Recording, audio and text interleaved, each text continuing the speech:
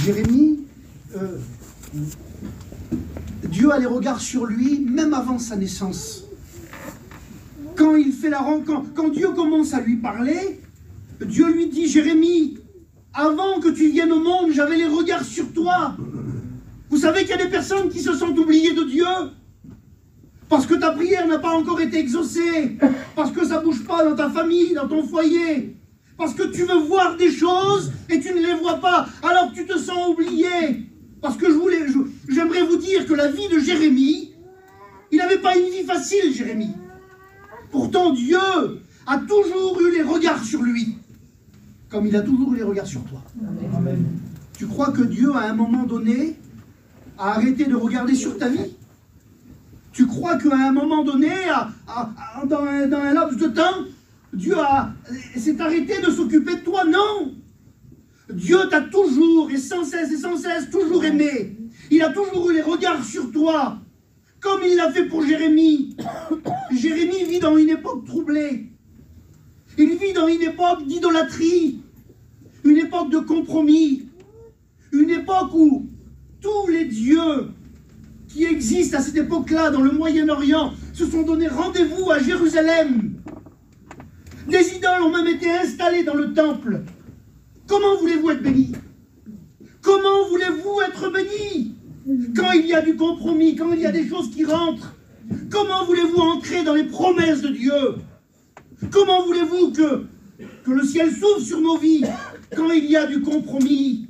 Oh, il y a bien des hommes qui ont essayé de monter des réveils.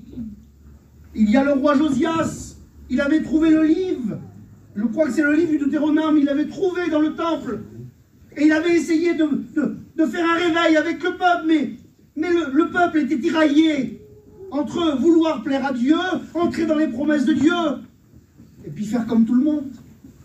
Parce qu'aujourd'hui, la majorité, frères et sœurs, veulent faire comme tout le monde. Tout ce que l'on voit, tout ce qui se pratique, mais tout le monde le fait. Alors pourquoi pas? Et Jérémie, il est là et il subit ça.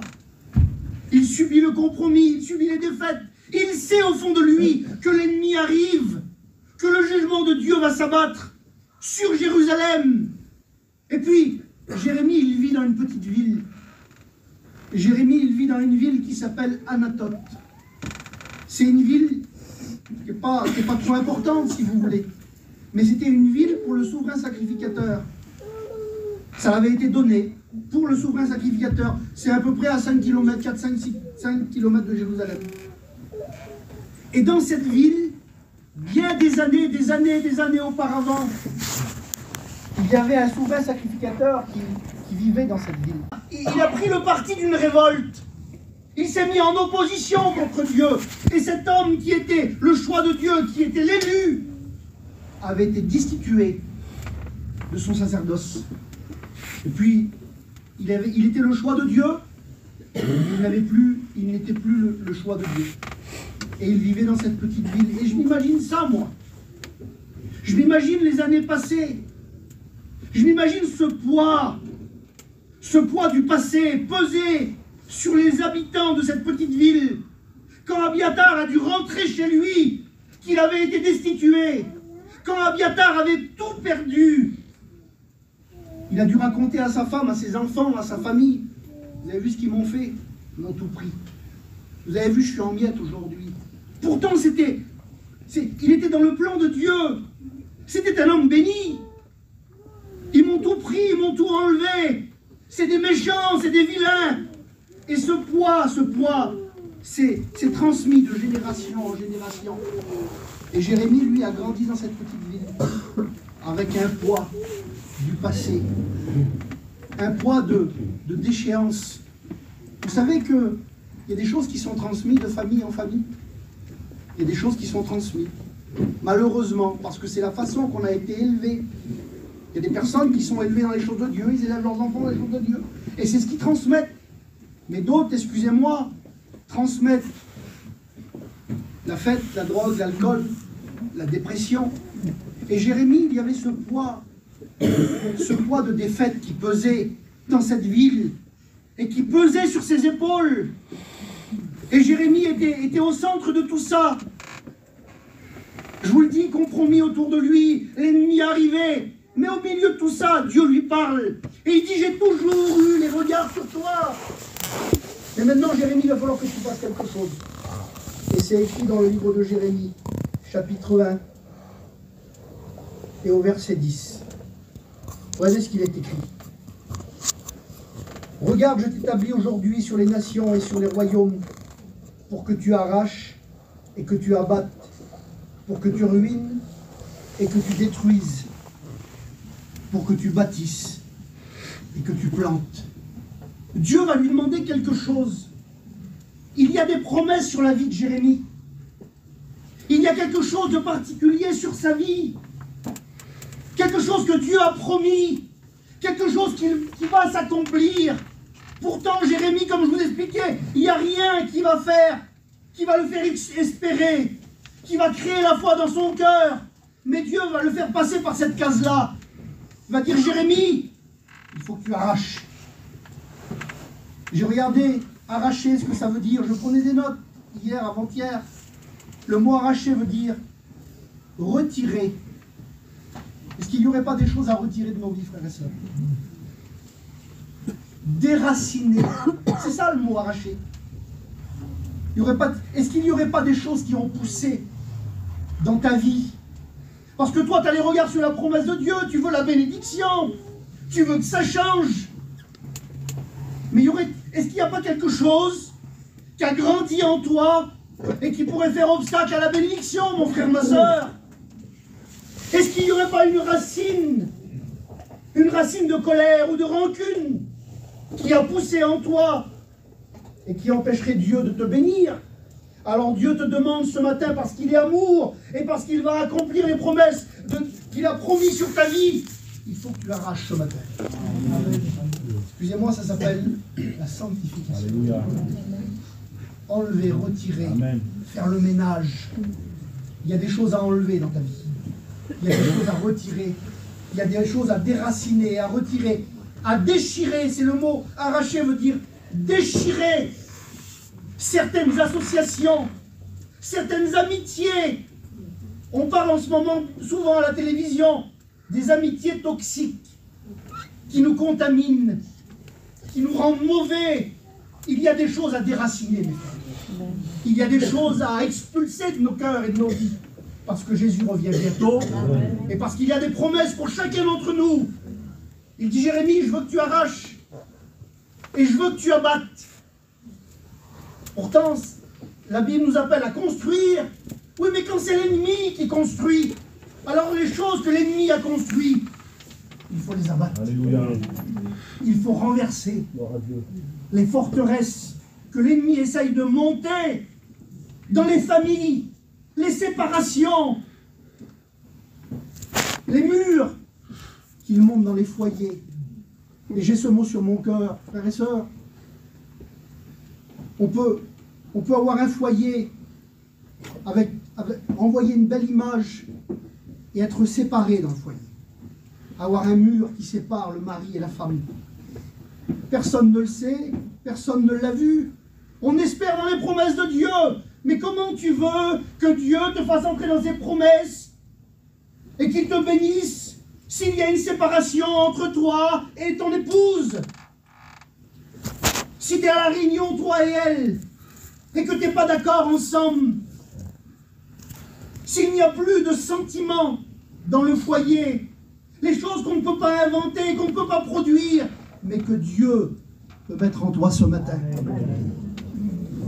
Dieu demande à Jérémie, et il te demande d'arracher, mais d'abattre, de renverser les murs que l'ennemi est en train de construire. Frères et sœurs, on vit les derniers temps. L'ennemi est en train d'agir et il construit des murs. Alors je sais qu'il ne le fait pas dans cette église, mais il est capable de mettre des murs même entre des chrétiens et des chrétiennes, entre des pasteurs ensemble. Et il le met dans les familles, il met des séparations, chacun de son côté. On mène notre petite vie. Mais quand tu ouvres la Bible, quand tu fermes tes yeux et que tu pries, tu sais qu'il y a des murs. Et Dieu t'appelle à renverser les murs que l'ennemi a montés. ces murs. Il t'appelle à les renverser, à les briser, à les démolir. Le mot abattre veut dire vaincre. Parce que bien souvent, c'est des combats, frères et sœurs. C'est un combat à mener. Mais la Bible nous dit que les armes avec lesquelles nous combattons ne sont pas charnelles. C'est pas avec nos poings. C'est pas avec notre force à nous.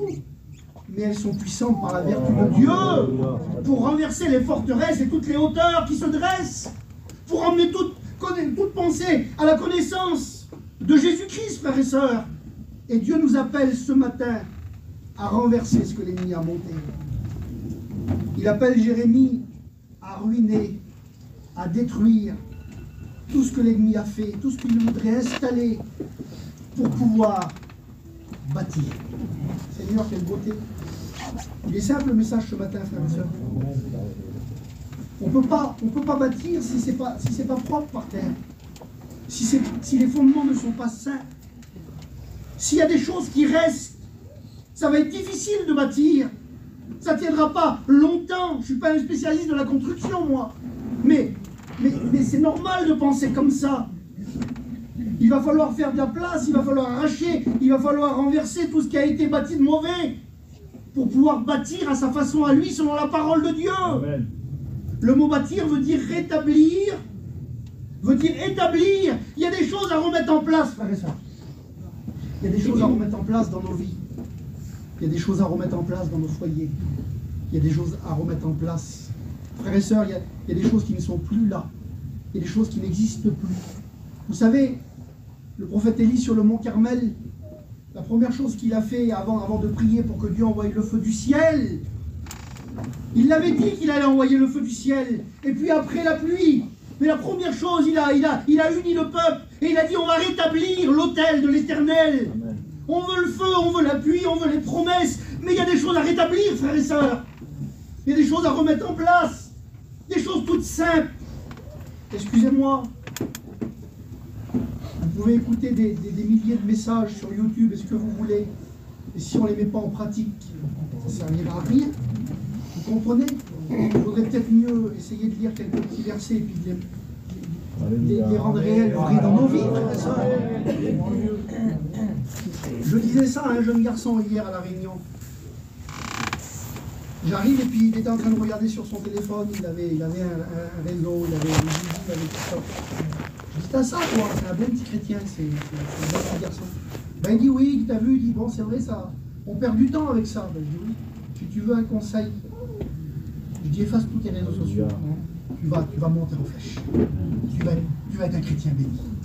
Il n'y a rien de bon là-dedans. Il n'y a rien de bon là-dedans, mais il va falloir faire. Il va falloir rétablir ta communion avec Dieu. Il va falloir recommencer à prier. Frères et sœurs, il n'y a rien qui marche plus que la prière. Il n'y a rien qui marche plus que la prière. Parce que, excusez-moi, mais la prière de parents pour ses enfants, il n'y a rien de plus sincère. La prière d'un mari ou d'une femme pour son mari ou sa femme, il n'y a rien de plus sincère. Qui c'est qui souffre? Qui c'est qui pleure? Qui c'est qui a ces sentiments de tristesse et qui les traduit par des mots et qui les amène devant Dieu? Si ce n'est pas des parents les plus proches, frères et sœurs, il n'y a rien de plus puissant que la prière. Une prière sincère, mon frère et sœurs. Il va falloir établir la prière chez nous. Mettre de côté les téléphones et puis les petites habitudes. Vous pouvez regarder des films de Dieu tant que vous voulez. Ça ne remplacera pas la Bible. Je vous le dis, c'est vrai. C'est vrai. Et puis, j'ai pas d'autres mots ce matin. Regardez les 10 commandements, lisez l'Exode plutôt. Regardez la Passion du Christ, lisez les évangiles plutôt. Ça, il y a de la force, il y a de la puissance. Il va falloir rétablir, mes frères et sœurs. Parce qu'on veut les promesses, on veut ce que Dieu nous a promis. Mais s'il y a des choses qui ne conviennent pas, il va falloir rétablir pour être établi, pour être fondé, pour être stable. C'est ça que Dieu veut pour chacun d'entre nous ce matin. Il dit pour que tu bâtisses et que tu plantes. Seigneur, Dieu veut planter des choses en nous. Dieu veut mettre des choses dans nos cœurs. Est-ce qu'on est prêt à les recevoir ce matin, mes frères et sœurs? Et puis, Dieu demande ça à Jérémie, Et puis Dieu lui parle, au verset 11. Il dit, la parole de l'Éternel me fut adressée en ces mots. Que vois-tu, Jérémie? Je répondis, je vois une branche d'amandier. Et l'Éternel me dit, tu as bien vu, car je veille sur ma parole pour l'exécuter. Il voit quelque chose qui... Comment l'expliquer? Comment le traduire? Il voit une branche d'amandier. L'amandier dans la parole de Dieu, c'est beau. Ça a un beau sens, l'amandier. Ça représente celui qui veille. Ça représente celui qui fleurit avant tous les autres arbres. Ça représente celui qui amène la vie, l'amandier. Mais excusez-moi, il y a plus qu'une image derrière cette branche d'amandier. Il y a plus que ça. On est devant une image, on est devant un type de Jésus-Christ. Que vois-tu, mon frère, ma soeur, dans ton foyer? Que vois-tu dans ta famille? Que vois-tu autour de toi? La seule chose que tu dois voir et avoir confiance, c'est cette branche d'amandier qui nous représente Jésus, le Fils de Dieu. Amen. Celui qui veille, celui qui surveille nos cœurs, nos vies, celui qui veille sur sa parole pour l'exécuter. Parce que voilà le mot de Dieu pour toi ce matin. Si tu prends la parole de Dieu, si tu décides de te lever et de dire je vais enlever, je vais arracher, et je vais abattre les plans de l'ennemi, et je vais commencer à bâtir selon la parole, je vais commencer à rétablir ce qui a été abîmé, alors le Seigneur va exécuter sa parole dans ton foyer, dans ta vie, dans tes enfants. Il va le faire. Écoute ces mots-là, Seigneur, c'est des mots tout simples. Dieu va te bénir. Il va le faire. Puis, Seigneur, quelle beauté, derrière cette branche d'amandier, il y a notre Sauveur. Puis ça veut dire que en Jésus, toutes les promesses sont là. On a tout pleinement en lui. Vous avez tout pleinement en Jésus. Amen. Pas en un homme, pas en un mouvement, pas en nos capacités, en Jésus. Nous avons tout pleinement en Jésus, frères et sœurs.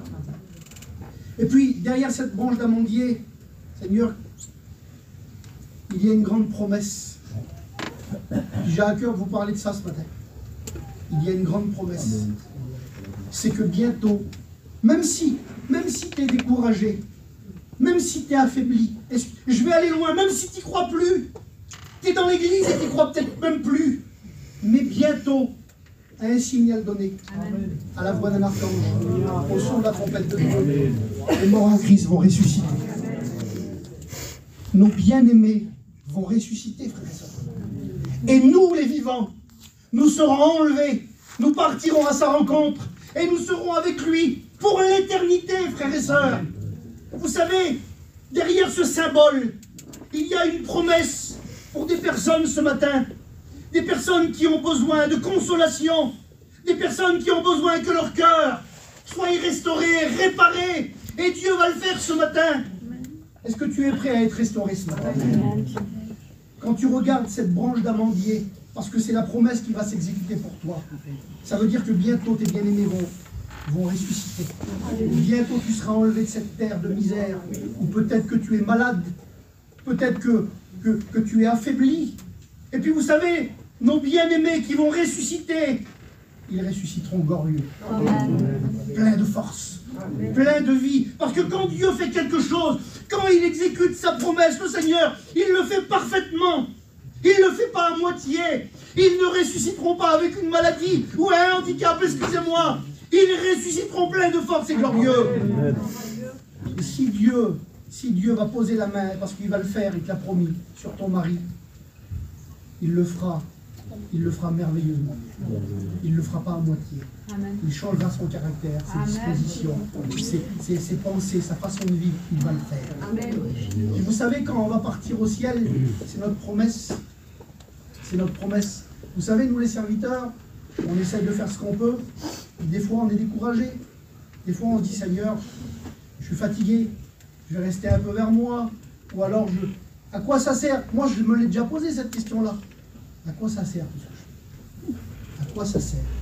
Ben, j'aimerais te dire que derrière cette branche d'amandier, derrière ces promesses de Dieu, quand tu vas partir au ciel, il y aura des récompenses. tout travail sur la terre qui aura été fait pour lui, toute œuvre, tout bon sentiment, toute bonne conduite, tout ce qu'on aura fait pour lui, selon sa parole, il y aura des récompenses. Seigneur, quelle grâce. Pendant que sur la terre, ça sera la misère, parce que bientôt, la misère va venir sur la terre. Nous, nous serons au ciel. Nous nous réjouirons avec Dieu, avec Jésus, avec le Saint-Esprit, avec les hommes de la Bible, avec nos bien-aimés. Nous serons réunis. Alléluia.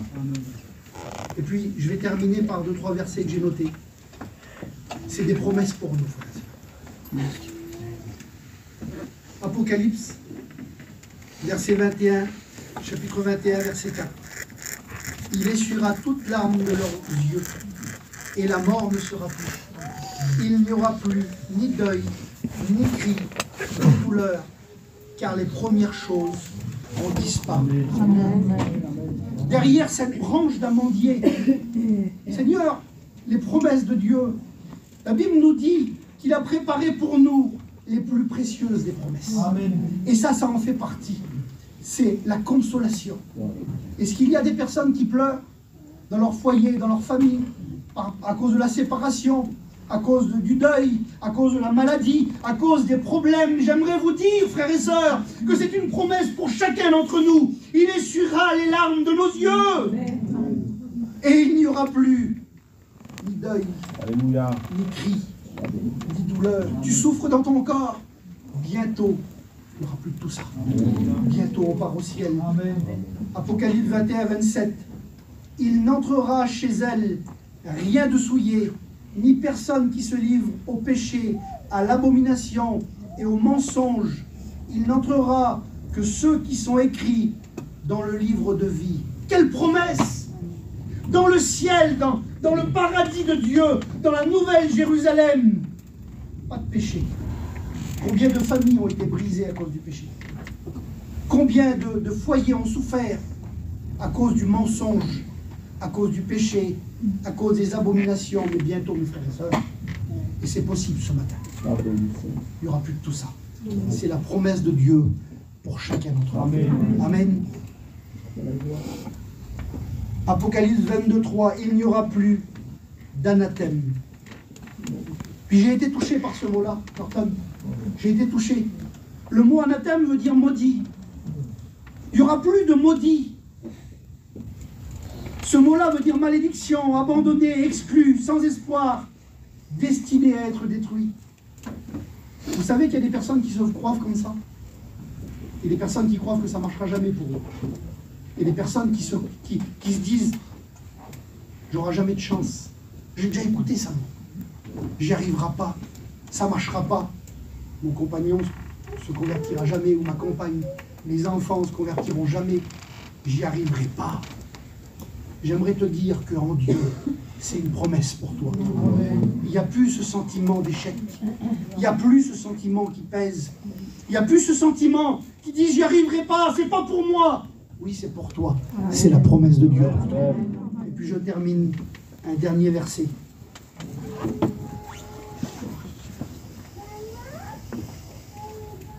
Apocalypse 22, verset 5. Il n'y aura plus de nuit. Ils n'auront plus besoin de lampe, ni de lumière, parce que le Seigneur Dieu les éclairera. Vous savez, il y a des personnes, quand il arrive 5-6 heures du soir, il y a comme une angoisse qui monte en eux. Ils ont peur du soir. Ils ont peur de la nuit. Parce que les tracas, les soucis sont là. Parce que le désespoir vient. Parce qu'on se dit, comment on va faire? Alors on voit la nuit défiler. On sait ce qui va se passer. On sait qu'on éteindra la télé très tard. Puis après, il faudra regarder sur le téléphone. Après, il faudra allumer une petite lampe. Et puis on ne dort pas de la nuit, on n'est pas bien. On sait quand il arrive 5-6 heures du soir que la nuit va venir et que les moments vont être difficiles. Mais il y a une promesse pour toi et elle peut être vraie, réelle pour toi ce matin. Derrière cette branche d'amandier, derrière ces promesses que Dieu va exécuter dans ta vie, elle peut commencer pour toi. Il n'y aura plus de nuit. Ils n'auront plus besoin de lampe, plus besoin de télé, plus besoin de téléphone le soir, plus besoin de la petite lumière. Dieu peut t'éclairer maintenant. Est-ce que tu veux que les promesses de Dieu s'accomplissent? Alors on va fermer nos yeux, s'il vous plaît. On va prier le Seigneur. Dieu va accomplir ses promesses dans ta vie. Dieu sait comment faire, il va bénir ce matin. Dieu peut baptiser du Saint-Esprit ce matin, parce qu'il l'a promis. Dieu peut guérir ce matin, parce qu'il l'a dit. Vous imposerez les mains aux malades en mon nom et ils seront guéris. C'est les promesses de Dieu, ils sont pour nous. Il peut consoler ce matin. Il peut essuyer les larmes des yeux, restaurer les cœurs. Il peut mettre de la foi là où il n'y en a pas. C'est la parole de Dieu qu'il fait. Seigneur, veux-tu que les promesses de Dieu s'accomplissent en toi? Mais Jérémie, avant de voir cette branche d'amandier, avant de voir les paroles de Dieu qui vont s'accomplir, qu'est-ce qu'ils vont faire, Jérémie? On t'arrache, que tu abattes, que tu détruises, que tu ruines. Et là, tu vas pouvoir bâtir. Tu pourras rentrer dans les promesses que j'ai préparées pour toi. Vous savez, il y a quelque chose qui change tout. Dans le cœur d'un enfant de Dieu, ça fait toute la différence. C'est la repentance. Seigneur, c'est pas possible. J'ai laissé des choses grandir en moi. Il faut les arracher ce matin. Alors je me repens, je veux les enlever. Il y a des murs dans mon foyer. Il y a des murs dans ma famille. Il y a des murs avec des chrétiens de mon église. Je veux les abattre ce matin. Parce que je veux les promesses de Dieu. Voulez-vous les promesses de Dieu, frères et sœurs? Alors il va falloir remonter ses manches ce matin. Il va falloir se repentir. Mais pour se repentir, il faut de l'humilité. Il faut de l'humilité. Veux-tu t'humilier ce matin? Gloire à Dieu. Veux-tu dire, Seigneur, je te demande pardon. Je veux m'humilier.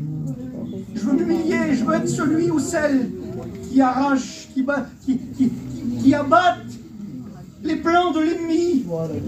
Ceux qui font partie de moi bien souvent. Je veux renverser tout ça pour rentrer dans tes promesses. Écoute, il y a des bénédictions qui sont conditionnelles. Excuse-moi, il y a des bénédictions qui sont conditionnelles.